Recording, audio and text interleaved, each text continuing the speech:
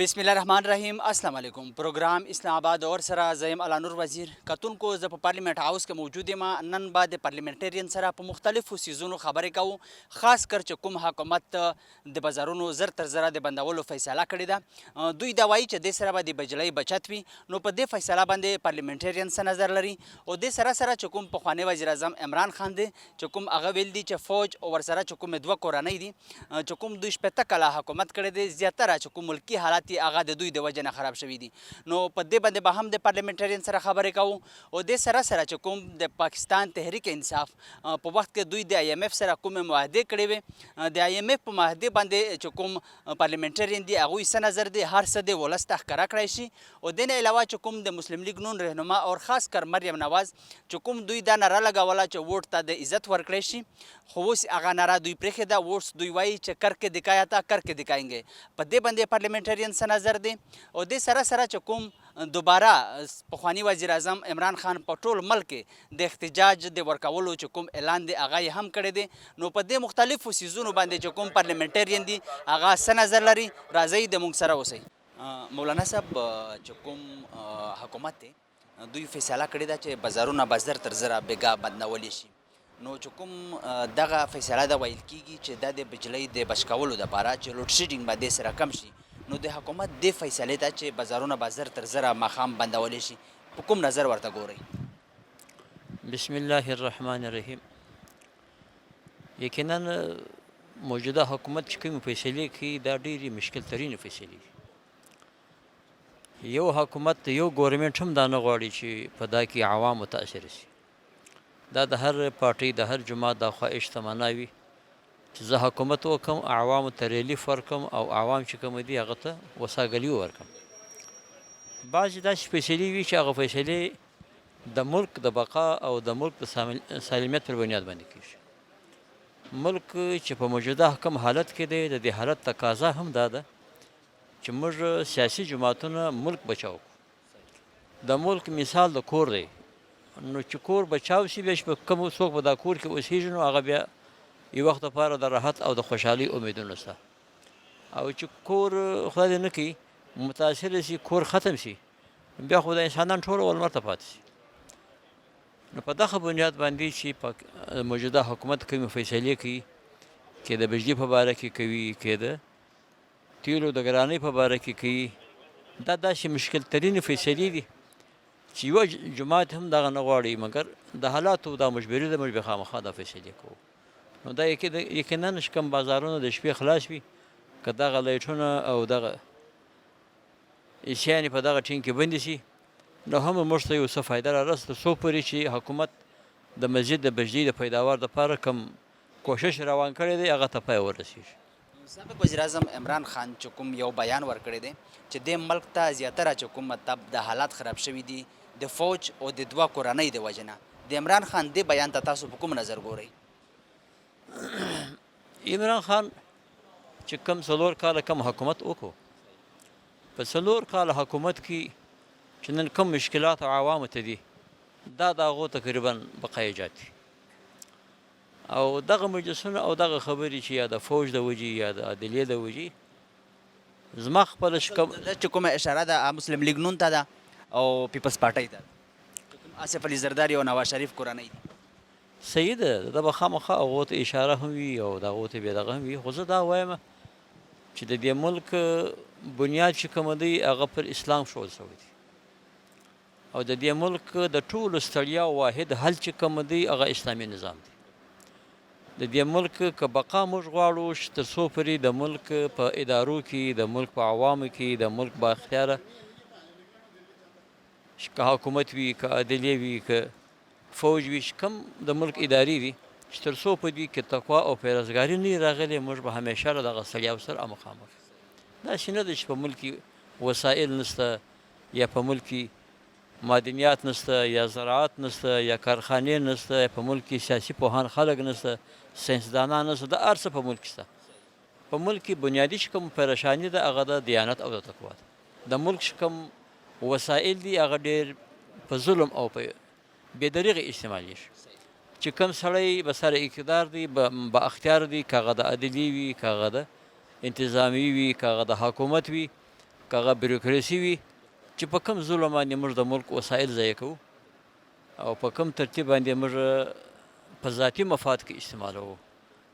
نو په دغه وخت کې بیا زموږ عوام ویر وي، په دغه وخت کې بیا زموږ ملک ویر وي چې زما ذاتي ګټه پکښې وي، او په شي کې کومه ذاتي ګټه نه وي بیا زه ملک رامخته کوم، بیا زه عوام رامخته کوم. بیا موږ د ملک دپاره سوچ وکړو. زه دا وایم زما خپل تصور دا دی که تر څو پورې د پاکستان د عوامو کې دغه سوچ نشي جوړ چې د ذات لپاره 10 روپۍ ګټه وي او د ملک 1000 روپۍ نقصان وي، خو زه هغه 10 روپۍ راپورته کوم، هغه 1000 روپۍ ته نه ګورم. چې زما سوچ دا رقم جوړ شي چې زه دغه 10 روپۍ زما دغه د ملک ګټه وي او 1000 روپۍ زما فایده وي، زه هغه 1000 روپۍ ایله کم دغه 10 روپۍ بچاو، ځکه دا 10 روپۍ د ګرد عوامو دي، د ګرد ملک دي، د ګرد وطن دي، هغه 1000 روپۍ وکړ زما د بچو فایده وي. خو زموږ اولټ ده، موږ د 10 روپۍ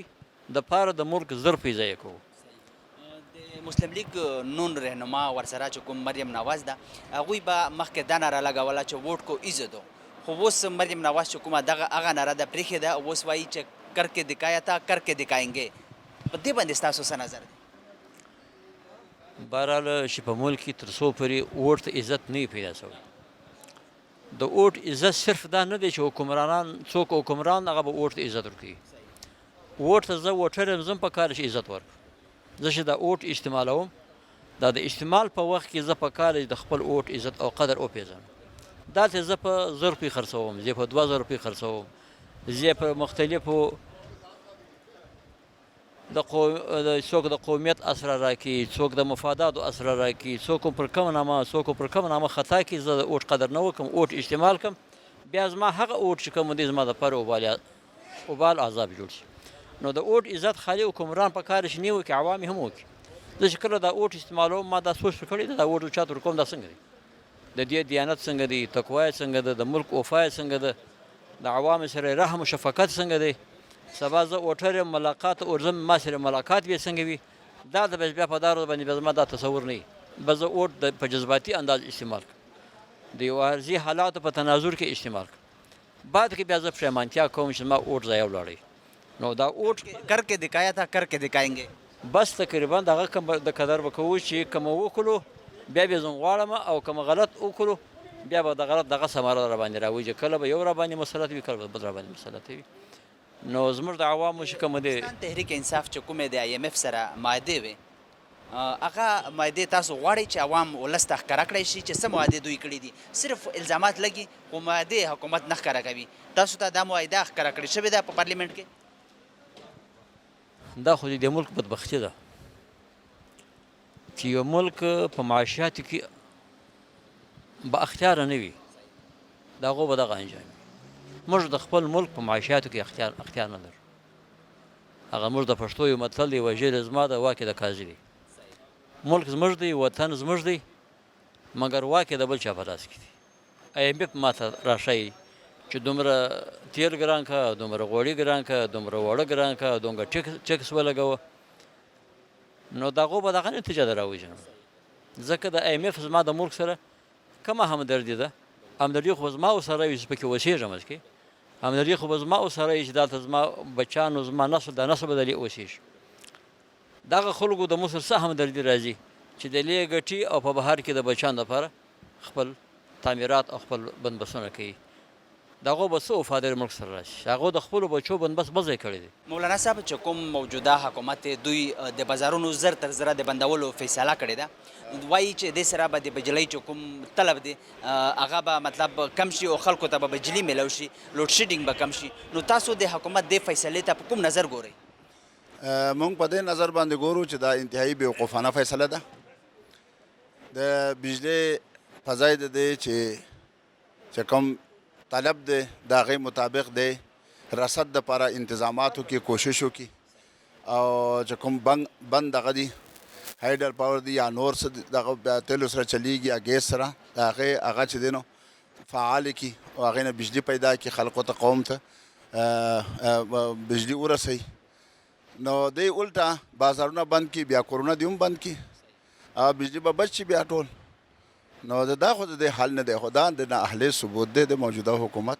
چې دی بالکل حکومت ونه کړی شو. او مخکې هغې ته نااهل ناتجربه کار وي، خو دا د هغې نه هم زیات نااهل ترین او ناتجربه کار خلق ثابت شو. نو حکومت د دې د آلریډي په ملک کې کاروبار نشته دی، دکانداران ډېر زیات پریشان دي چې کوم مارکیټونو کې دکانونه دي. اصل کې قوت خرید د خلکو ختم شوی دی که نه، قوت خرید نشته. اوس یو سړی په 10,000 15,000 20,000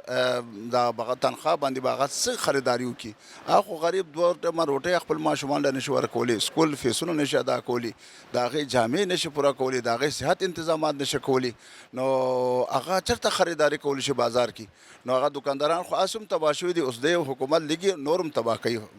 د پاکستان تحریک انصاف چیرمن او پخوانی وزیر اعظم عمران خان ویلي دي چې کوم د فوج ورسره چې کوم 2 کورنۍ دي 80 کاله چې کوم دوی حکومت کړی دی د هغې د وجې نه ملکي حالات خراب شوي دي. نو د عمران خان دې بیان ته تاسو په کوم نظر ګورئ؟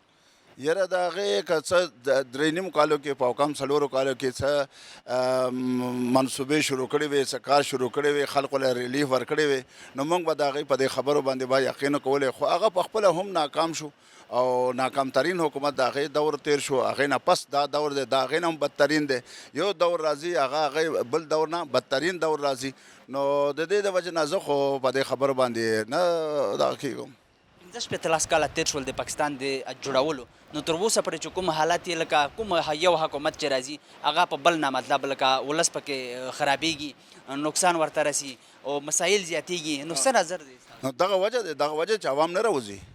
عوام وایي چې موږ راووتو، جلوسونه مو وکړه، جلسې مو وکړې، مظاهرې مو وکړې، موږ لاړو جیلونو ته لاړو، سختیانې مو برداشت کړې، څه فایده شوه؟ یو حکومت راځي هغه بل نه بدترین حکومت، بل نه بدترین حکومت. عوامو ته ریلیف په یو حکومت کې هم نه میلاویږي. او دا خلکو نارې لګول چې ووټ کو عزت دو، ووټ له خو عزت ورکړه، اقتدار ته راله، لیکن د هغه ووټرانو بېخو بنیاد ووتو. دغه مې ستاسو نه سوال هم دی. اوس زما ناره دا ده چې ووټر کو عزت دو. دغه سوال ما هم ستانه دا و چې مسلم لیگ نون رهنماو او ورسره چې کوم مریم نواز د دوی به دا ناره لګوله چې ووټ کو عزت دو، خو اوس یې ناره پرېښې ده، اوس وایي چې کر کې دکھایا تا کر کې دکھائیں څه نظر دی ستاسو؟ نو دا موږ ته وښودل که نه، عملا موږ ته وښودل چې د 4 غنټو نه هغه لوډ شیډینګ لاړه 12 غنټو ته، چې کوم علاقو کې 6 غنټې 18 غنټو ته لاړه، چې کوم علاقو کې 10-12 غنټې مخکې به لوډ شیډینګ و هغه 24 غنټو ته لاړه. مطلب دا شو چې کر کې دکھایا تا کر زبردست کارکردګي ده. دی نه همه کارکردګي کېدای شي چې ریټونه کوم ځای ته ولاړل او د اوس نن هم 9 روپۍ په بجلی کې اضافه وکړه او 210 روپۍ پټرول ورسېدو او 24 روپۍ یونټ او د ټیکسس نه علاوه ټیکسونه چې یو ځای کې دا 30 او 32 روپۍ دا یونټ راځي. نو یو یونټ باندې 3 جامې استری کېږي که نه. او دغه حالات دی، دغه کارکردګي ده او په دې کارکردګي باندې زه وایم چې بس اگر این کارکردگی است لعنت بر کارکردگی.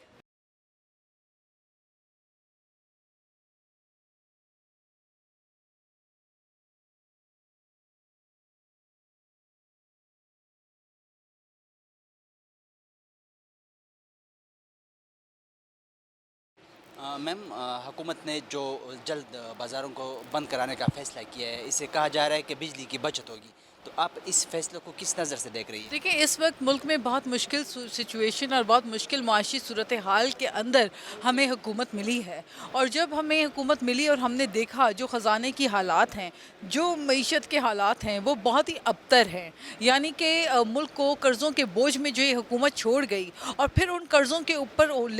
لدے ہوئے قرضوں کے بوجھ کے اندر انہوں نے جو سبسڈی دی پیٹرول کی قیمت میں، جب یہ گئے تو پھر ہم نے جب دیکھا کہ جو حالات تھے وہ تو بڑے خوفناک حالات کے اندر چھوڑ کے گئی تھی. کرنسی ڈی ویلیویشن جو ہے ان کے ہوتے ہوئے 120 سے 188 تک کرنسی ڈی ویلیو ہوئی. تو یہ ساری چیزیں جو ہے یہ آپ کے سامنے ہیں. مشکل صورتحال ضرور ہے لیکن چیلنجنگ ہے، لیکن ہمیں اپنے ملک کو اس مشکل معاشی دیوالیے سے باہر تو نکالنا ہے. اور میں اس چیز کے ایک یقین کے ساتھ یہ اس لیے کہہ سکتی ہوں کیونکہ جو حکومتیں ہیں اب جو حکومت ہے اور اب جو مشترکہ متحدہ حکومت ہے، یہ ایک تو تجربہ کار حکومت بھی ہے اور انہوں نے مشکل چیلنجز کا سامنا پہلے بھی کیا. ہم اب بھی انشاءاللہ تعالیٰ کمیٹڈ ہیں کہ عوام کو اس مشکل سے ریلیف دیں گے، سبسڈی دیں گے، اور براہ راست جو ایک عام پاکستانی ہے اس تک کیسے ریلیف ملے گا اس کو یقینی بنائیں گے. سابق وزیر اعظم عمران خان نے کہا ہے کہ فوج اور 2 خاندانوں نے 60 سال حکومت کر کے ملک کی حالات خراب کیا ہے، تو آپ اس بیان کو کس نظر سے دیکھ رہی ہیں؟ دیکھیں پہلی بات تو یہ ہے کہ ایک ادارے کو جتنا ملائن فوج کو ادارے کو پی ٹی آئی نے کیا وہ کسی نے نہیں کیا. دیکھیں بہت سارے ہمارے ملک کی تاریخ ہے, بہت سارے معاملات آئے گئے واقعات ہوئے, لیکن یہ جاننا ضروری ہے کہ فوج ایک ادارے کی حیثیت میں اگر ہم دیکھتے ہیں تو یہ ہمارا ایک بہت بڑا بیک بون ہے. پاکستان کی جو اسٹریٹجک اور جیوگرافک امپورٹنس ہے, جو لوکیشن اور جو ہماری سگنیفیکنس ہے اور جو ہمارے پورس بارڈرز ہیں, اس کو مد نظر رکھتے ہوئے اس بات میں کوئی شک نہیں کہ پاکستان کی فوج کا ایک بہت بڑا سیکیورٹی کے حوالے سے ایک بڑا کلیدی کردار ہے. یہی عمران خان صاحب دھرنوں میں جب کھڑے ہو کے کہا کرتے تھے کہ امپائر کی انگلی اٹھ گئی ہے, تو وہ کس کو کہا کرتے تھے؟ یہی عمران خان صاحب بڑے بڑے جو بیانات ایک پیج کے ہونے کے دیتے تھے, تو تب ان کو کیوں نہیں احساس ہوتا تھا کہ وہ خود مداخلت کرانے پہ مجبور کر رہے ہیں ایک ادارے کو؟ تو بات تو یہ ہے کہ جب اب حکومت سے گئے تو اب وہ اداروں کو جو ہے برا بھلا بھی کہہ رہے ہیں, وہ سیاستدانوں کو بھی نہیں مانتے, وہ ان کے خلاف فیصلہ آئے تو وہ عدالتوں کو بھی نہیں مانتے, اور ان کے حق میں فیصلہ آئے تو وہ عدالتوں کی جو ہے وہ واہ واہ کرتے ہیں. الیکشن کمیشن ان کے خلاف فیصلہ دے تو الیکشن کمیشن پہ انگلیاں اٹھاتے ہیں, الیکشن کمیشن ان کے حق میں فیصلہ دے تو پھر وہ شاباشیاں دیتے ہیں. تو یہ میں سمجھتی ہوں کہ یہ بڑی ایک تعجب کی بات ہے اور لمحہ فکریہ ہے. غور کریں, اپنے انداز پہ خود غور کریں, کیونکہ وہ کہتے ہیں کہ اگر ہم عرض کریں گے تو شکایت ہوگی. لیگ نون کے رہنماؤں نے اور مریم نواز نے پہلے یہی نعرہ لگاتے تھے کہ ووٹ کو عزت دو. ابھی مریم نواز وہ نعرہ چھوڑ کے کر کے دکھائیں گے اور کر کے دکھایا تھا, تو یہ نعرہ انہوں نے شروع کیا ہے. کس نظر سے دیکھ رہی ہے؟ کیا آپ پر امید ہے کہ کر کے دکھائیں گے اور کر کے؟ دیکھیے مریم نواز صاحبہ جو ہے وہ پی ایم ایل این کی ایک لیڈر ہیں, ان کی وائس پریزیڈنٹ ہیں, اور یہ ان کی اپنی پارٹی کی پالیسیز اور ان کی پارٹی کے نعرے ہیں. میری پارٹی کا نعرہ پاکستان کھپے ہے, تو میں تو وہی لگاؤں گی. پاکستان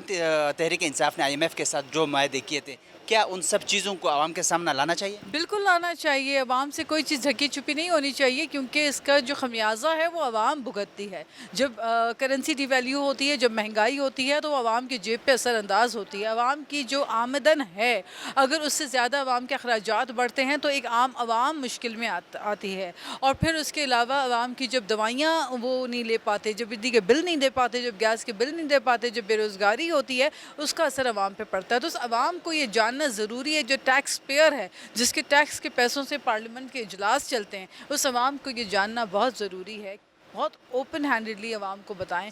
وزیر اعظم عمران خان نے ایک دفعہ پھر احتجاج کی کال دی ہے کہ ملک بھر میں وہ احتجاج کریں گے. کس نظر سے دیکھ رہی ہے اور کیا کہیں گی؟ جی یہ اصل میں جو ہے نا, یہ وہ کہتے ہیں نا کھودا پہاڑ اور نکلا چوہا, تو یہ وہ والا کہاوت پچھلی دفعہ تو ہو گئی. انہوں نے نعرہ لگایا, لوگوں کو بلایا, اور لوگ بیچارے جہاں سے بھی 4-5 ہزار لوگ جمع ہو کے آ گئے. ورکرز ہیں, میں ہر سیاسی ورکر کی عزت کرتی ہوں, اور میں خود ایک پولیٹیکل ایکٹیوسٹ رہی ہوں ہمیشہ, لیکن میں سمجھتی ہوں کہ لوگوں کو انہوں نے اپنے ہی ورکرز کو مایوس کیا, اور ان کو رات کو کہا جی صبح ہوئی تو کہا جی آپ روانہ ہو جائیں. پھر 6 دن کی کال دی, پھر اب دیتے رہے کال احتجاج کرنے. لیکن میں سمجھتی ہوں کہ سمجھ اور عقل کی بات یہ ہے کہ کاش کہ وہ پارلیمنٹ میں بیٹھ کر اپوزیشن میں اپنا کردار ادا کرتے تو بہت بہتر ہوتا. اپوزیشن جب ہم نے کی تو ہم نے بہت بھرپور اپوزیشن کی, لیکن حوصلے کے ساتھ کی. حکومت چکم د بازارونو زر تر زره د بندولو چکم مخام ټایم کې چې دې سره به بجلی چکم طلب دی یا چکم رسه دی,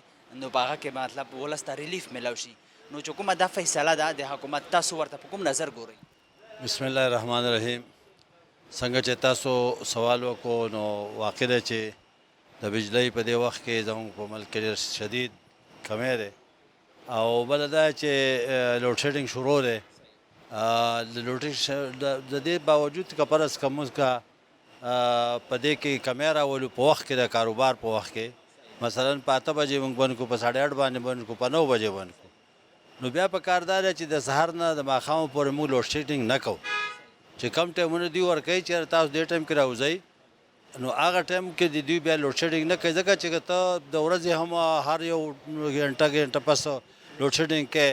او بیا ماښام 8 بجې خلک کور ته ځي, نو سودا به په څه ټایم کې کوي او خرڅی به په څه ټایم کوي. نو زه دا وایم چې یاره دا یا خو دا وکړي چې یاره دوی دا لوډ شیډینګ ختم کړي, او بیا د ریډي کاروباري چې کومه طبقه ده مطلب لکه پریشان هغه به خامخا د نه دغه متاثر کېږي ځکه چې خلک نن سبا ګرمي ده په دې ګرمۍ کې څوک هر وخت دا ته وګوره په دې ټایم کې څوک نشي راوتی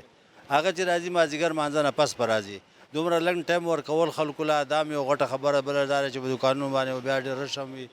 او دا چې دغه د خلکو ته به هغه ټایم نه میلاویږي نو بهتره خبره دا ده چې دوی یا خو دا وکړي او یا دا وکړي چې لږ دا ټایم وروستو کړي نو دا به ډېره بهتره وي پخواني وزیر اعظم عمران خان ویلي دي چې د فوج او دوه کورنۍ د وجه نه چې کوم دوی شپېته کاله حکومت کړی دي ملکي حالات خراب شوي دي د پخواني وزیر اعظم دې بیان ته تاسو په کوم نظر ګورئ نو زه خو تاسو ته معلومه نه پرې ملک کې تاسو هم اوسېږئ دا هر څه ته معلوم دي خو به هر حال په دې وخت کې که موږ دا وایو چې یاره دا کار چا وکړو نو دا تاسو ته پته ده چې صرف د لیاقت علي خان په وخت کې یو بجټ اولنی داسې پیش شوی و چې هغه ټیک و د هغې نه پس را روان کې قرضې دي او یو بل پسې زیاتېږي خو په دې 3 کاله کې 3.5 کاله کې 4 کاله کې د هغې په برابر چې څومره خلکو قرضې اخیستې وي نو په دې 4 کاله کې واخیستې نو اوس تاسو سوچ وکئ چې په کوم ځای کې نقصان راغی نو اوس دومره قرض اخیسته شوې ده چې هغې واپسې هم ګرانه ده او د هغې سود چې کم ورکول دي دا ډېر زیات موږ ته مشکل دی نو په دې وجه باندې داسې فیصلې کول پکار دي په دې وخت کې لا څنګه چې روانې کړي دي نو دا فیصلونو بغیر به دا ملک نه چلیږي کوم د مسلم لیگ نون غړي دي ورسره چې کوم مریم نواز ده دوی مخکې دا ناره لګوله چې ووټ کو عزت دو خو مریم نواز اوس هغه ناره پرېښې ده وایي چې کر کې دکھایا تھا کر کې دکھائیں په څه نظر ورته ګورئ نه نو ووټ کو عزت تو دا خو د هر یو سړي په کار ده ځکه چې دا جمهوریت دی او که په جمهوریت کې ته د ووټ عزت نه کوې نو ستا عزت هم نشته دی دا ووټ د یو سړي امانت دی دا د عوامو امانت دی په دې باندې یو سړی یو ځای ته ورسېدو نو بیا هغه له الله پاک عزت ورکړو د عوامو له ورکړو نو که ته ورکې او که نه ورکې نو په کار دا ده چې د هغه عوامو د منډیټ خیال وساتې نو دا خو ډېره ضروري خبره ده چې ووټ کو عزت دو او پاتې شوه دا خبره کر کې دکھائے او کر کې تا خو سیاسي خبرې دي سیاسي نارې دي هغه به یو څه ویل او دوی به بل څه وایي کوم مخکې څه مطلب کړي وي د ملک لپاره موجوده چې څه روان دي لکه کومه ګراني چې ده نو مطلب یې دی چې مطلب مونږ کر کې دکھائیں او کر کې دکھایا تھا نو دا هر څه چې روان دي نو دا خو مطلب لکه یو په دوی باندې چې کوم مطلب مثال دی یا چې کوم دوی د ولس لپاره سوچ لري هغې نفي ده او د دې مطلب دا چې تاسو عمره ګراني راوستې و د هغې نه موږ زیاته راولو د دې مطلب کر کې دکھائیں دا مطلب شو خو زه دا وایم چې نه موږ خو د څو پروګرامونو کې کېناستو میټینګونو کې کېناستو د دې سوچ او فکر لکه داسې دی چې یاره موږ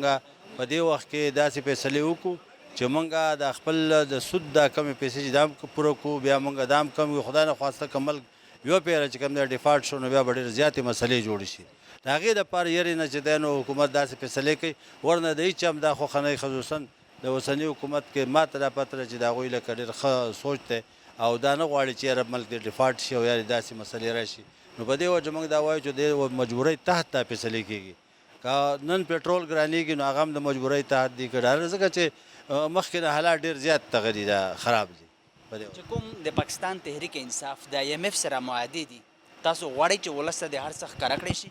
هغه خو له مخکې نه هم موږ دا ویلي د عوامي نیشنل پارټۍ د مخکې نه هم دا دغه چې باید تاسو کوم کار کوئ په کار چې حتی پارلیمنټ ته کم از کم پارلیمنټ ته راوړئ که په عام پبلک ته تاسو نشئ کولی نو پارلیمنٹ ته راوړئ پارلیمنٹ نه دا چې دی نو تاسو پاس کوئ یا د هغې ته دا په مخکې راولئ چې موږ د طریقه باندې دا معاهدې وکړې نو هغې ته به په سوچ کې او د هغه به دغه وي نو بلکې د هغې نه مخکې معاهدې نه مخکې سوچ پکار دی او د هغوی څه مشوره پکار ده چې موږ دا کار کوو نو څنګه وکړو او په کومه لار باندې وکړو نو که ته فیصله وکړې بیا هم راوړې بیا هم خیر دی خو چې خلکو خبر شي چې یاره تاسو څه وکړه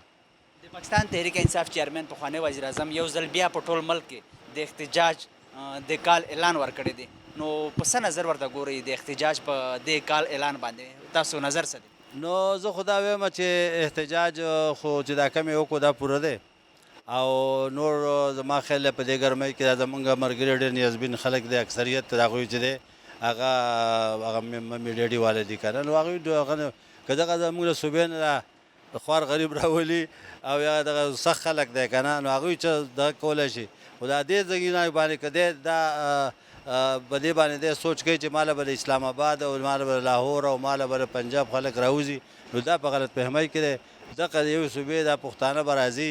او هغه غریبانان به ډبولی کېږي څنګه چې دغه شو بېرته به بیا ځي نور زما خیال دی په دې وخت کې دله پکار چې دا موزون وخت نه دی د احتجاج لپاره د احتجاج لپاره د نورو پارټۍ ځان څه په اعتماد کې والي الله دې د احتجاج وکړي زه خو یم چې زما خو دا پښتنو ته میسج څه دی پښتنو ته میسج دا دی چې پښتنو ځان وپېژنئ د خدای بندګانو تاسو چې کم دی نو ټول عمر هم په دې زنده‌آباد مردآباد کې تیر کو ستاسو صوبه چې دی نو د خدای فضل په هر څه باندې مالامال ده زمونږ هر څه وسایل شته دی زمونږ بجلی ده زمونږ اوبه دي زمونږ سنگ مرمر دي زمونږ معدنیات دي زمونږ تماکو دی زمونږ ځنګلات دي موږ له خدای پاک هر یو څیز راکړی دی په دې باوجود چې د غنمو دغه راشي نو هغه موږ ته مسله جوړېږي یو چشمه رایډ بین کنال چې هغه زمونږ ډېره زړه منصوبه را روانه ده د اوسه پورې هغه کمپلیټ نه شوه بي آر ټي له خو 120 ارب روپۍ شته بل شي له خدا شته بل څه له خو شته خو ستا چې کم دی نو ستا د چشمه رایډ بین کنال لکه دوی ورکړي په لکونو ځمکه د کانال ځمکه چې دا د لاندې کېږي او دا چې کم دی نو زموږ سرابېږي او زموږ په دې کې د دومره غنم کېږي چې دا ټول پاکستان دی خوري د خدای په فضل بیا نه ختمېږي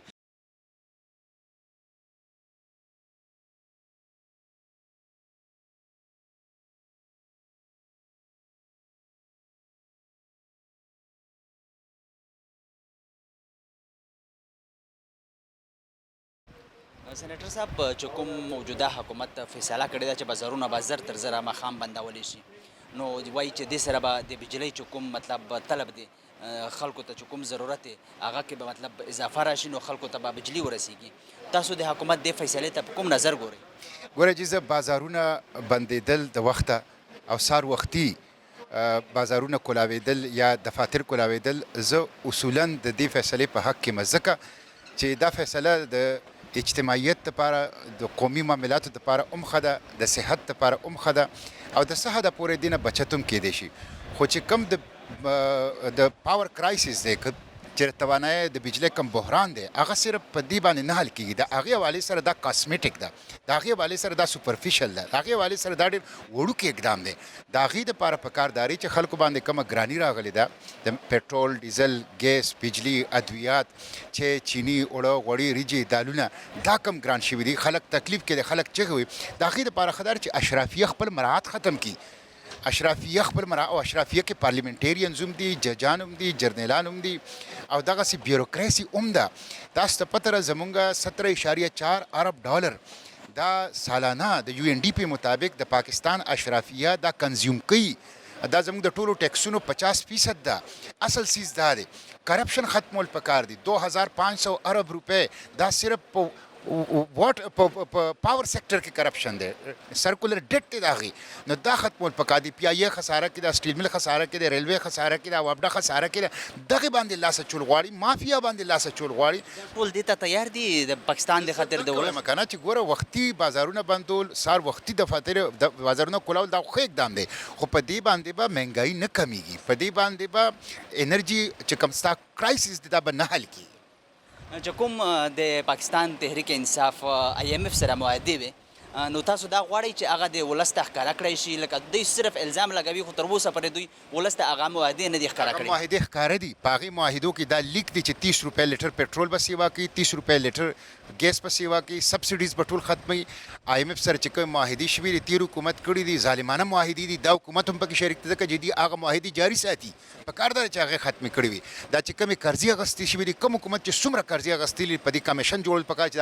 دا قرضې په چاو لګي دي دا کم ځای ته لاړې چې کوم د پاکستان تحریک انصاف چیرمن عمران خان صاحب دی هغه یو ځل بیا د احتجاج کال ورکړی دی چې دوی به په ټول ملک احتجاج کوي په څه نظر ورته ګورئ احتجاج د هغه حق دی او جمهوری حق دی کانسټیټیوشنل رایټ دی کوي دي خو په احتجاجونو باندې په داسې انداز کې چې هغه قانون په لاس کې واخلي وایلنس طرف ته لاړ شي تشدد په طرف ته دا نه د هغه دپاره ټیک ته نه د جمهوریت دپاره ټیک ته نه د ملک دپاره ټیک ته مولانا صاحب چې کوم حکومت د بازارونو زر تر زره د بندولو فیصله کړې ده چې دې سره به چې کوم د بجلۍ کمی دی په ملک کې چې کوم لوډ شیډینګ دی هغې کې به کموالی راشي نو د حکومت دې فیصلې ته تاسو په کوم نظر ګورئ بسم الله الرحمن الرحیم زه د حکومت د فیصلې ته د حکومت د مجبوري وایم چې حکومت په دې باندې مجبور شوی دی چې هغه بجلی د روکتام دپاره دوی دا اقدامات کوي اگر چې په تجارت باندې اثر کوي په معیشت باندې اثر کوي خو د دې نه لابدي د خامخا به دوی دا کوي ځکه هم چې سابقه حکومت کومې معاهدات کړي دي په IMF سره نو هغه معاهدات یو داسې شکل باندې دي چې هغه د برداشت نه دي نو خامخا یا په دې ځای ته حکومت رسېدلی نه دی چې هغه معاهدې ماتې کړي دې ځای ته یا نه دی رسېدلی خدای دې وکړي چې زر ورسي نو بیا به موږ اول دا کار کوو کله چې د IMF د ورلډ بینک هغه معاهدې به ټولې ماتوو او خپل یو آزاد ژوند به جوړوو انشاءالله. پخوانی وزیر اعظم عمران خان ویل دي چې کوم فوج او دوه خاندانونو شپېته کاله حکومت کړی د هغې د وجې نه ملکي حالات خراب شوي دي. د پخوانی وزیر اعظم عمران خان دې بیان ته تاسو په کوم نظر ګورئ؟ زه خو مخکې سره د عمران خان و یو بیان ته هم په سنجیدګۍ سره په نظر سره نه ګورم ځکه چې د کوم سړی لیونی وي د هغې بیانونه هم لیوني وي عقل یې ختم شوی دی. مخکې سره د عمران په خبره باندې تبصره کول هم د یو عقلمند کار نه دی. چې کوم د مسلم لیگ نون رهنما دي او خاص کر مریم نواز دوی به دا ناره لګوله چې ووټ کو عزت ہو خو اوس هغه ناره مریم نواز پرېښې ده وایي چې کر کې دکایا تا کر کې دکاینګې نو دې ته په څه نظر ګورئ؟ مخکې سره که دوی چېرته دا خو د مسلم لیگ د دوی سره که دوی چېرته دا ناره پرېښې وي دا دوی غلطي کړې ده دا دوی غلطي کوي د خپل ایجنډې نه دوی انحراف کوي نو دا دوی ته بالکل پکار نه ده د ووټ عزت دا د جمهوریت او ضروري هم دی او لازمي هم دی. چې کوم پاکستان تحریک انصاف د IMF هم تاسو خبره وکړه ما هم سوال په دې کې و چې کومې معاهدې کړي دي نو هغه معاهدې مطلب ولس ته پارلیمنټرین ته ښکاره کول پکار دي؟ بالکل پکار دي. اوس دا نه یوه نن مصدق مالک موږ ته یوه معاهده ښکاره کړه چې دوی دا خبره کوله چې د موږ د روس نه په اسان نرخ باندې ګیس اخیستی و وایي چې موږ وزیر خارجه ولیږل خپل هلته چې کوم د موږ نماینده ده هغې ته مو وویل کاغذونه مو وکتل چیرې یو ثبوت موږ ته میلاو نه شو چې دوی معاهدات کړي دي که نه لکه څنګه چې دا خبره ښکاره شوه نو داسې دا نورې معاهدات چې کومې دي که نه دا هم ښکاره کول پکار دي. موجودہ حکومت نے بازاروں کو جلد بند کرانے کا جو فیصلہ کیا ہے کہا یہی جا رہا ہے کہ اس سے بجلی کی بچت ہوگی تو آپ اس فیصلے کو کس نظر سے دیکھ رہے ہیں؟ دیکھیں ابھی جو ملک میں بحران ہے اس کے لیے کافی زیادہ ایسی آسٹیریٹی کی میئرز چاہیے کہ جس سے ہم اپنی موجودہ ریسورسز میں رہتے ہوئے معاملات کا حل کریں. تو اگر بازاروں کی ٹائمنگز میں تھوڑی رد و بدل کرنے سے جو لوڈ شیڈنگ کا مسئلہ حل ہو جاتا ہے تو یہ بہت اچھا اقدام ہے اور اس میں تھوڑا بہت لوگوں کو کمپرومائز کرنا پڑے گا لیکن یہ ایک وقتی چیز ہے اور انشاءاللہ جیسے ہی حالات بہتر ہوتے ہیں تو یہ ریورس ہو جائے گا. آلریڈی کاروبار نہیں ہے دکاندار آلریڈی ٹینشن میں ہے تو اس پر کیا کہیں؟ اس میں ذرا جلدی ٹائمنگ جلدی کر لینا. پاکستان تحریک انصاف کے چیئرمین عمران خان نے کہا ہے کہ فوج اور دو خاندانوں کی وجہ سے جو 60 سال انہوں نے حکومت کی ہے ان کی وجہ سے ملک کی حالات خراب ہوئے ہیں تو اس بیان کو آپ کس نظر سے دیکھ رہے ہیں؟ عمران خان کو علاج کی ضرورت ہے. شکریہ. کیا کہیں گے آپ جو مسلم لیگ نون کے رہنما ہیں آپ بھی مسلم لیگ نون سے ہیں اور مریم نواز جو خاص کر کہتی تھی کہ ووٹ کو عزت دو ابھی وہ نعرہ چھوڑ کے جو نعرہ لگا رہی ہے کہ کر کے دکھایا تھا کر کے دکھائیں گے اس کو کس دونوں نعرے ایک دوسرے کے ساتھ ملتے ہیں تو اس میں کوئی تصادم نہیں ہے یا کوئی کانٹرڈکشن نہیں ہے. تو ووٹ کو عزت بھی مل کے ہی آپ جب حکومت میں آتے ہیں تو آپ یہ کام کرتے ہیں تو اس میں کوئی کانٹرڈکشن نہیں ہے. شکریہ. پاکستان تحریک انصاف نے IMF کے ساتھ جو معاہدے کیے تھے کیا ان سب کو عوام کے سامنے لانا چاہیے؟ جی بالکل آنا چاہیے. موجودہ حکومت نے جو فیصلہ کیا ہے کہ بازاروں کو جلد بند کر دیں گے رات کو تو اس سے بجلی کی بچت ہوگی تو حکومت کے اس فیصلے کو آپ کس نظر سے دیکھ رہے ہیں؟ میرا خیال میں یہ دنیا میں ایسا ہوتا ہے عام حالات میں بھی دنیا میں اتنی دیر سے بازار نہیں کھلتے جتنی ہمارے سے 3 بجے بھی جاؤ تو بازار کھلی ہے 4 بجے بھی. ہمارا تو ملک نرالا ہے لیکن یہ جو بحران ہے اس میں ایسا فیصلہ کیا تو اچھا فیصلہ. مسلم لیگ نون کے رہنما اور ساتھ ساتھ مریم نواز نے جو پہلے یہ نعرہ لگاتے تھے کہ ووٹ کو عزت ہو ابھی اسی نعرے کو تبدیل کر کے دکھایا تھا کر کے دکھائیں گے اس کو کس نظر سے دیکھ رہے ہیں؟ نہیں سنا ابھی تک سنے تو میں پوچھوں کہ کیا کر کے دکھائیں گے مجھے نہیں پتا. پاکستان تحریک انصاف نے IMF کے ساتھ جو معاہدے کیے تھے کیا ان سب کو عوام کے سامنے لانا چاہیے؟ انہوں نے تو بڑا بیڑا غرق کیا ہوا ہے ملک کا. آج جو اس حکومت میں تنقید ہے وہ بھی انہی فیصلوں کی IMF کے فیصلوں کی وجہ سے جو انہوں نے کیا تھے. کہتے تھے خان صاحب کہ میں خودکشی کروں گا اللہ ان کو سلامت رہے خودکشی نہیں دکھ کا اظہار بھی نہیں کیا ہے. پاکستان تحریک انصاف کے چیئرمین عمران خان نے ایک دفعہ پھر ملک بھر میں احتجاج کی کال دی ہے اعلان کیا ہے کس نظر سے دیکھ رہے ہیں؟ یہ ان کا حق ہے کر کے دیکھ لیں پھر دیکھیں گے کیا ہوتا ہے.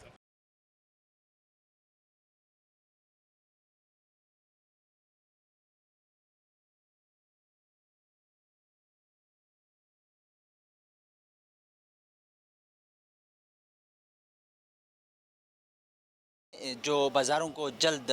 بند کرانے کا فیصلہ کیا ہے کہ اس سے بجلی کی بچت ہوگی، تو حکومت کے اس فیصلے کو آپ کس نظر سے دیکھ رہی ہے؟ یہ حکومت بیوقوف بناتی ہے سب کو. اب بجلی پاکستان میں کم کرنے کا ایک پہلے ان کا طریقہ، یہ سارے جیسے آپ کو پتہ ہے ڈاکو چور ہیں، ایک ان میں سے جو جس کا بزنس ہے LNG، وہ لوگوں کو پہلے ایسے بیوقوف بناتے ہیں جی پیٹرول کم ہو گیا ہے تو ذرا یہ کر دیں، آپ کو اس طرف لگا رہے ہیں. اور دوسری بات ہے جب یہ آپ پورے کنونس ہو جائے گی قوم کے جی واقعی بھی نہیں، تو انہوں نے پھر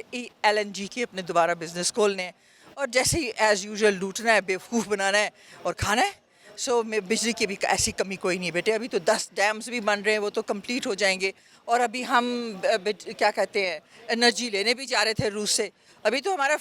فری انرجی لینے کا ٹائم آ رہا تھا جو انہوں نے رول اپ کر دیا. سو ڈونٹ ٹرسٹ دیم. یہ بہت بڑے چور ہیں، ڈاکو ہیں، اور ان کی جو ڈاکوؤں کی باتوں میں حیران ہو ماننا کس کا کہاں سے حکم ہے. کسی ریلیجن میں یہ حکم نہیں ہے کہ آپ چور اور ڈاکو کے پیچھے لگ کے اس کی بات مانیں. یار بچے مجھے تو یہ سوال ہی کیوں کیا آپ نے ویسے؟ پاکستان تحریک انصاف کے چیئرمین اور سابق وزیر اعظم عمران خان نے کہا ہے کہ ملک کی حالات فوج اور 2 خاندانوں کی وجہ سے جو 60 سال انہوں نے حکومت کی ہے ان کی وجہ سے خراب ہوئے ہیں. تو کیا کہیں گی سابق وزیر اعظم کے اس بیان کو آپ کس نظر سے دیکھ رہی ہے؟ آپ کا تعلق بھی PTI سے. جی جو بات انالیسس کی ہے، اگر آپ خود بھی بیٹھ کے بچے انالیسس کریں گے، جرنلسٹ ہو اور تم پیچھے سے اسٹڈی کرو نا ایوب خان سے ٹائم، تو کیا نظر آئے گا؟ ٹھیک ہے نا، جب پڑھو گے آنکھیں کھولو گے تو اچھا خدا تعالیٰ نے انسان کو ایک بڑی طاقت دی ہوئی ہے کہ وہ جب سوچنے لگ جائے وہ اس کی ڈی پہ جاتا ہے، اس کو خود بھی سمجھ آ جاتی ہے. پاکستان مسلم لیگ نون کے رہنما اور خاص کر مریم نواز یہی نعرہ لگا رہے تھے کہ ووٹ کو عزت دو. ابھی مریم نواز نے وہ نعرہ چھوڑ کے کر کے دکھایا ہے، کر کے دکھائیں گے، یہ نعرہ لگا رہی ہے. تو اس نعرے کو آپ کس نظر سے دیکھ رہی ہے؟ ووٹ کو عزت دو کا نعرہ چھوڑ کے. تو میں حرام لوگ کھانے والوں کی میرے نظر میں ان کی کوئی حیثیت نہیں ہے. وہ جو کہتی رہے ایک دن اللہ تعالیٰ کی پکڑ تو آ چکی ہوئی ہے. بس اپنے بچوں کو کھلائے، ہم اپنی جان چھڑا لیں گے ان حرام خوروں سے انشاءاللہ. پاکستان تحریک انصاف نے جو IMF سے معاہدے کیے تھے اس پر زیادہ تنقید ہو رہا ہے، خاص کر آپ کی آپ کا تعلق بھی PTI سے ہے. تو کیا آپ چاہتی ہے کہ ان سب چیزوں کو عوام کے سامنے لایا جائے؟ بالکل لایا جائے، کیونکہ ہم کو جب IMF بہت دباؤ ڈال رہی تھی کہ کرو تو ہم نے پھر بھی نہیں بڑھایا، ہم نے اور سبسڈائز کر دیا، ہم اپنے لوگوں کو نہیں. پھر ہمارا جتنا ٹیکس کلیکشن ہو رہا تھا وہ ہم لوگوں پہ لگا رہے، جتنا ٹیکس کلیکشن ہو رہا تھا اور جو ہمارے ریمیٹنس آ رہے تھے، ٹھیک ہے، وہ ہم اپنے لوگوں غریب احساس پروگرام میں نوجوانوں کو دینے میں ہم اس میں صرف کر رہے تھے. جو ہمارے پاس اس میں پیسہ اکٹھا ہوتا تھا وہ ریزروز میں جو تھا وہ بچا لیا تھا. اب جس دن سے آئے ختم ہو گیا، اب آپ سنبھال نہیں سک رہے، اب ہمارے پر الٹا الزام لگاتے. دا پوائنٹ از جس مقصد کے لیے آئے تھے اپنے آپ کو نکالنے کے لیے اور پاکستان کو بیچ جیسے انہوں نے کیا ہے، آپ کے خیال میں چور ڈاکو اس ملک کو، کیا اللہ نہ کرے، میرا باپ تو بہت محنتی آدمی تھا، ہم تو بڑی محنت سے پلے ہیں بچے، ہم تو نیچے کیا کہتے ہیں ٹاٹوں میں بیٹھ کے ہم اسکولوں میں پڑھے ہیں اور پہاڑوں میں سوراخ کر کے ہم رہتے رہے ہیں. ہم تو ان محنت کش باپ کی اولاد ہیں کہ جو یہ نہیں ہوتی تھی لالٹین کے ذریعے پڑھتے. بالکل صحیح کہہ رہے ہو، ابھی بھی جاتے ہیں. تو وہ لوگ نایاب ہیں کہ یہ چور نایاب آپ نے بنا دیے. سو اس قوم کو بھی ہوش لینی پڑے گی اور سب سے بڑی ذمہ داری قوم کی ہے. حکومت چې کومه فیصله کړې ده د بازارونو د زر تر زره بندولو ماښام، نو دوی دا وایي چې دې سره به د بجلۍ چې کوم بچت دی هغه به وشي. تاسو د حکومت دې فیصلې ته په کوم نظر ګورئ؟ کسا چې کوم حکومت وی کنه د خال کې د عوامي حکومت چې وي هغه چیرې هم داسې فیصلې نه کوي چې څرنګه عمران خان ویله چې نوی ډیمینه او جوړیږي د بجلی د پورا او چې دی نور سکیمینه شروع کیږي، نور ایفرټس کیږي، پیسہ چې کومه دغه د پورا هم مختص کړي و په بجټ شه نوی ډیمز او نوی هغه د پورا د بجلی پروګرامینه د پورا خو دای هر څه شای ختم کړل. دای چټیونه بندې چې بس خلک په کور کښینی، خلک بے کوره شي، خلک بے روزګاره شي، دمره سختې ګرمۍ شي چې دی او ته بجې او څوک چې دی کورې ته ځي واپس، ځکه چې ماشوم مزدیګار خلک به زورې ترسي سودو کوي. دا خو ډېره غلطه فیصله ده. خلک روزګار ډېر خراب شوی سره، الریډي روزګار نشته، بلکې دکانداران یا چې کوم کاروباري خلک دي هغه ډېر زیات پریشان دي، د مهنګایي د وجې نه کاروبار ډېر په ټپه ولاړ دي. بالکل جی بالکل. پیټرول یې دمرن ګرون کړي دي، ټرانسپورټر د پورا او عام پبلک د پورا موومنٹ موبیلیټي ډیره زیاته ګرونه شوه. په دې چې خلک خو ایله یو ځای نه بل ځای ته وسرنګي سي څرنګه د مزال کوي خدا ان افورډیبل دي او چې څرنګه د پټرول قیمت زیاتېږي د رزق روزګار نور چې کومې میش د روزانه ګروسریز دي خواروک شوک دی دا غون چې د سره ګرونیږي. سابق وزیر اعظم عمران خان چې کوم بیان ورکړی دی چې فوج او د دوه کورنۍ د وجنه چې کوم دوی شپېته کاله حکومت کړی دی د هغې د وجه نه دغه چې کوم هر څه دي مطلب خراب شوي دي نقصان ورته رسېدلی دی د سابق وزیر اعظم دې بیان ته تاسو په کوم نظر ګورئ؟ دا میش چې کوم دی که نه میش بیایي چې کوم د امپورټډ حکومت په غلطې طریقې سره پیسې شاندلې دي خلک په غلط په ایلیګل وی باندې خلک خپل ځون ته راوړي دي خلک کمزوریونه نیولې دي په دې په دروغې جوړ کیم حکومت ته هغې خو هیڅ قسمه څه کریډیبلټي نشته دو او نه د عوام صحیح چې کیم دی ترجمان کیدای شي په دې چې خلک خپل ووټینې سره تبدیلي غواړي خپل ووټینې سره خپل حکمران منتخب کوي دا د زور زبردستی رغلی دي او بل دا دو چې غون ملک شي صرف دوا کارډې چې دي دوا یا درې کارډه یا شپوړه کیمه پارټیونه دي هغه فیصلې کوي چې کیمه دای ته ریلیف ورکوي د دای فیملی بزنسز د دای فیملی چې کیم ګورنمنت دی د دای فیملی کیم حقوق دی هغې پروټیکشن د پوره لګیا دي دای د عوام سره هیڅ قسمه سچار یا همدردي نشته دو. مسلم لیگ نون رهنما خاص کر چې کوم مختلف غړي دي ورسره چې کوم مریم نواز مخکې به دوی دا ناره لګوله چې ووټ کو عزت دو اوس ناره دوی پرېښې ده اوس وایي چې کر کې دکایا تا کر کې دکاینګې نو ستاسو په دې باندې څه نظر دی هسې خپله رایې سره ووټ کو دی اصل شي هر زوی شي چې دی که نه د خپل غرض مسلمانون دي دی هغه چار کوي چې کیم صرف او صرف دی د پورا دا په چار دو چې میش خال کې لشکي سترګې کولاو شي او دی زونینا هم پیژني او د خال کې دی اصلیت هم پیژني ووټ کو عزت دو مخ شویل اوس د اوورسیز ووټینې سره دی څکای لګیا دو امیش خویندې ورنا دي امیش خپل پاکستانیون دي چې هغه بهر ملکې شي مزدورې د پورا خورې د پورا تلی دي خپل کاډي ته دلته پیسې لږي دی ویلې چې کیم دي د هغې حق خاتمه لګیا دي میش نن ځکه دلته پروټیسټ ترغلي چې د میش خلک حق چې دا یا ضایع نشي او میش اوورسیز پاکستانیونه هغه هم را امپورټنټ دي میش د پورا چې کوم دغه ملک شي میشته پاکستانیون د پاکستان تحریک انصاف چې کوم آی ایم ایف سره معاهدې وي په هغه باندې ډېر زیات اعتراضات کیږي موجوده چې کوم حکومت دوی دا وایي چې ډېرې غلطې معاهدې دوی کړي دي نو تاسو غواړئ چې دا هر څه د ولس ته په ډاګه کړی شي میش بالکل غوړي په دې چې میش په زړه نشه خو هیڅ قسمه څه غال نشته نه میش چې دی درویغ ویایي خلک سره اوس آی ایم ایف ته خو میش نه تلی میش خو درې نیم کوله حکومت و دی نه مخکې د 40-50 کولې چې توس حکومتي نه کړي دي او د کروڑاوې روپۍ میش په هر یو په دغه ملک شي یو کس چې کیم دی قرضدوره دی کیم بچای نه وای پیدا کېږي قرضدوره دی اور هغې قرضې په بدال شي توس خپل فیملی بزنسز پروموټ کوي توس کو خپل خاندان در خاندان چې کیم دی پیسې جمع کوي اور د هغې اساسې جمع کوي او دغه ځای نه پیسې جمع کوي بهر یې لږوي دا خو توس د عوام د پوره نه کوي دا خو توس زونې د پوره کوي چې کوم د پاکستان تحریک انصاف چیرمن او پخواني وزیر اعظم یو ځل بیا په ټول ملک د احتجاج د ورکولو اعلان کړی دی کال یې ورکړی دی په دې باندې ستاسو څه نظر دی بھرپور سات به وي ورسره دا بالکل جی دا د میش عوام د پوره واتی او پرایم منسٹر ایکس پرایم منسٹر عمران خان میش چیرمن چې کیم دی هغه د عوام په تکلیف باندې په خوږه باندې ډیر ښه پوهیږي هغه چې کله ویایي غونډه عوامو وسره ان شاء الله توس جلسې نه اندازه لګوای شي توس د ریلیز نه اندازه لګوای شي توس د پروٹیسٹ نه اندازه لګوای شي چې کیم حالات راوندي ضرور خلک وسره وځي حکومت نے بازاروں کو جو جلد بند کرنے کا فیصلہ کیا ہے اس کو آپ کس نظر سے دیکھ رہی ہے اور یہ کہا جا رہا ہے کہ اس سے بجلی کی بچت ہوگی کیا واقعی ایسا ہی ہوگا پہلے تو کہتے تھے کہ اضافی بجلی ہے پاکستان میں پہلے تو ہفتے کا دن چھٹی ختم کی تھی پہلے تو اس پہ حساب دینا یہ پرائم منسٹر جو آنیاں جانیاں دکھا رہا تھا صبح 7 بجے آ رہا تھا سارے سرکاری لوگوں کو اس نے جو ہفتے والے دن بلانا شروع کر دیا آپ کہہ رہے ہیں جی جو ہے وہ ہو رہی ہے اتنی ساری لوڈ شیڈنگ ہو رہی ہے مجھے یہ بتائیں کہ عمران خان بجلی جو اضافی تھی وہ شاپروں میں پیک کر کے ہم ساتھ لے گئے ہیں مسئلہ یہ کہ آپ نے مہنگے تیل کے سودے کیے ہوئے ہیں آئی پی پیز جو آپ نے بنائے تھے امپورٹڈ کول پہ بنائے امپورٹڈ آئل پہ بنائے آج وہ آپ کے گلے پڑ گئے ہیں آپ 175 کروڑ کے ایڈز دیتے ہیں کہ ہمارا خزانہ خالی ہے آپ 89 کروڑ کے جا کے باہر टर्की में दौरे करके आते हैं, अपने घर के 54 लोगों को ले जाते हैं और एक फ्यूजिटिव को, एक मफरूर इश्तिहारी को ले जाके स्टेट डिनर पे बिठाते हैं। ये पाकिस्तान की प्रोजेक्शन हो रही है कि पाकिस्तान को चोर डाकू लीड कर रहे हैं और इसलिए आज नैब को ख़त्म करने जा रहे हैं इन्होंने, क्योंकि अपने आने के लिए धांधली, आवाम से तो पैसे मांगे नहीं हैं, पहले भी आवाम के वोट से तो आए नहीं है, हुकूमत एक चलती गिरा के एक तरक्की करते पाकिस्तान का बेड़ा गर्क करके आए हैं, तो बस इसलिए ये सारा ड्रामा अंदर चल रहा है। इस असम्बली में सिर्फ आवाम के लिए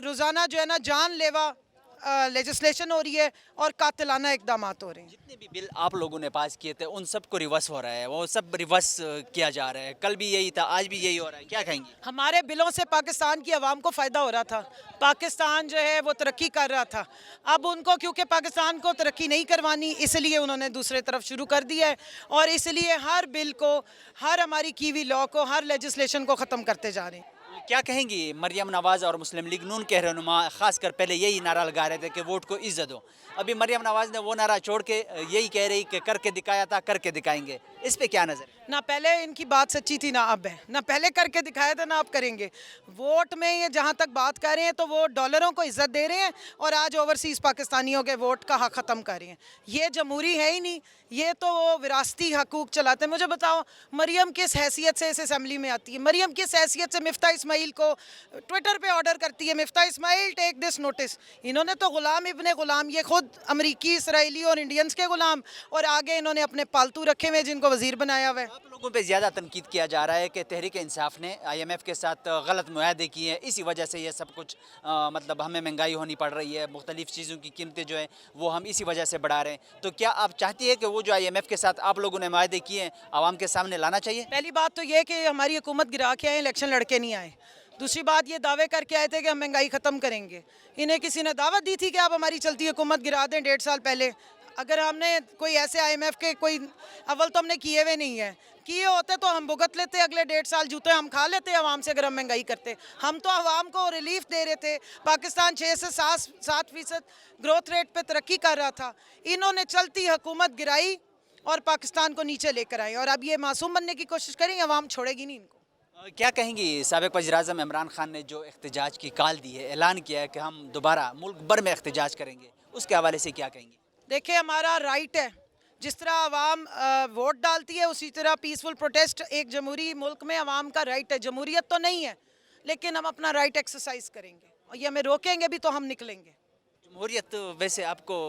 उम्मीद है कि आएगी एक दिन? देखिए पाकिस्तान में अब सिर्फ 2 जमातें फिर से रह गई हैं, एक PDM चोरों का टोला और एक PTI। आप देख लें सारे चोरों का टोला अंदर है और अकेले 16 जमातें मिल के अंदर उनकी कांपे टांग रही हैं एक अकेली PTI से। इंशाल्लाह वापस आएगी, आपको करके दिखाएंगे जमहूरियत। PDM का मुकाबला कर पाएंगे आप लोग? PDM इस काबिल है कि इसको कोई मुकाबला करे। 16 जमातों की जानें निकली हुई हैं, ये आवाम में निकले ना, अगर इतनी जान है करें ज़रा इलेक्शन। क्यों डर रहे हैं, ये चोरियाँ क्यों कर रहे हैं, ये झूठी लेजिस्लेशन इसलिए कर रहे हैं ना क्योंकि आवाम को फेस नहीं कर सकते। कतुन को पदे मुख्तलिफ सीज़नों चकुम दे पार्लिमानी मेंबरानों तफसीली खबरें वे आगा तासो वावरे खो चकुम ज़्यादातर पार्लिमानी मेंबरान भी दागुई दाराये वा चकुम वलस्ते दागुई दे रिलीफ दपारा दुई टोल तायो किरदार अदा कावल पकार दी और दे सरासरा चकुम दे वोट ते इज्जत खबर दा दुई दावाई च दे वलस चकुम वोट ते आगुई ता इज्जत हम पकार दे चकुम दे पाकिस्तान तहरीक इंसाफ दे IMF सरा मुआहदे दी आगा हम वलस्ता पटाका कावल पकार दी दा दे सरा जमुंग दा दे प्रोग्राम वक्त सर तरसी द बल प्रोग्राम दे पारा जमुंग सरा ओसई अल्लाह पमान।